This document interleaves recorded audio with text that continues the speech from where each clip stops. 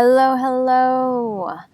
I'm coming to you here another day in Key West. It's not quite as sunny as it's been for the last few videos that I've done, but it's still lovely to be next to the water and be able to come to you from all the way down here at the southern tip of the US. So today I want to share something with you that came up in a conversation that I had with a new client yesterday. And I thought, this is such a big topic that I really want to share it with everyone in my community and shine a light on it again. And it has to do with emotions and your health. We're not typically trained or grown, we haven't grown up in this mindset of really looking at our emotions as being linked to our health. And our medical practitioners, especially in the Western world, they're not really trained that way either. They're not equipped to help you, even if they did ask you about your emotions, and your doctor might ask you about your stress levels. But even when they do, they don't necessarily have the best tools to help you with it. And they're certainly not asking about deep emotional patterns. They might refer you to a psychiatrist, but they're not seen as intertwined. So let's say you have arthritis, or you have IBS, or Crohn's, or migraine headaches, or an autoimmune condition. Your doctor isn't really looking at what is the link between your health issue and your emotions. And it's a huge gap, because the more you dive into this, the more you realize that the true origin of our health issues is emotional more than physical. Once in a while, there's very much a physical thing, a virus. An infection is a physical thing. And oftentimes our emotional state will create an environment where a virus can take hold, or where infection can become, more severe. So the emotions are always going to be involved, but there are situations where maybe a health issue is strictly physical, and then they resolve on the physical in a very quick way. So then, especially when we're looking at long-standing health issues, for me it was my acne and hormone issues that I battled with, as you know, for over a decade. When you have things like I mentioned, IBS, Crohn's, autoimmune conditions, arthritis, the things that are chronic and persistent, sometimes heart disease, like all of these things that are chronic and persistent, they are not superficial. In our Western world, we look at prescriptions, and the prescription drug is really meant to make a symptom go away. It's really not even trying to make the cause go away. It's not even looking at the cause in most of the situations. And so, we first come at it from a very superficial level with a drug, and then we start really wanting to look deeper. So then we look at nutrition, and nutrition goes a layer deeper.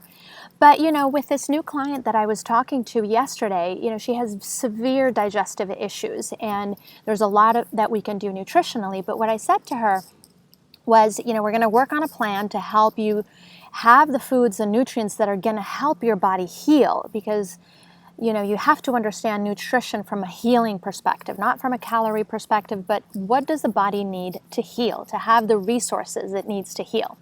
But that's just the superficial part. That's just the surface. We really have to work on, and we spend the bulk of our time talking about some profound anxiety that she has lived with her whole life. And of course, some trauma events in her life as well.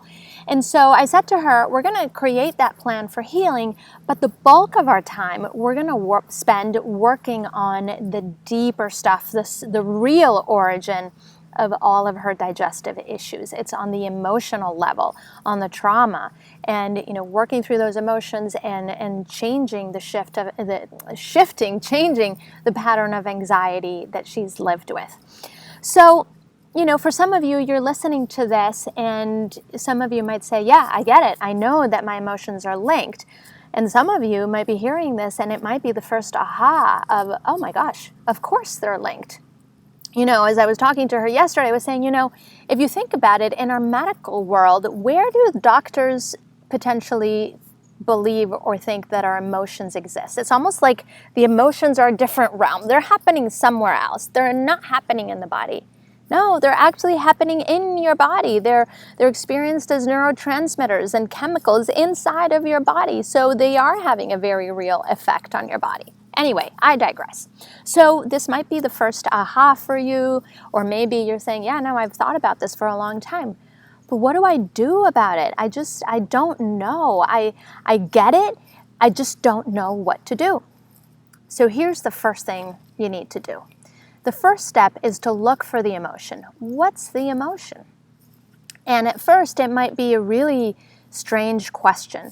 If you think about, what's the emotion that might be expressed in these symptoms that I have? So you can think of your pain, you can think about your digestive symptoms, you can think about your high blood pressure. In my case, my acne. If I asked myself, what's the emotion in this acne? Right off the bat, I probably couldn't tell you. It's a very kind of esoteric question. So if nothing comes to you when you first ask that question, here's my next question that is maybe one of my favorite ones. And it's to ask yourself, how do I feel emotionally about these symptoms? And that opens the first doorway to insight, because a lot of times the emotions that we feel about our symptoms, we perceive them as being a consequence of the symptom, when in reality they're more of a precursor. So in my case, my acne, when I started exploring that, I felt incredible anger and shame and self-hatred because of the acne. But then the more I got the tools to work with this, I realized, the anger, the shame, and the self-hatred came before the acne. They're actually a precursor for the acne. And because I didn't work through those emotions and I didn't process them in the correct way, they had to go somewhere. So they came out on my skin. So explore, how do you feel about your symptoms? And that might give you some ideas.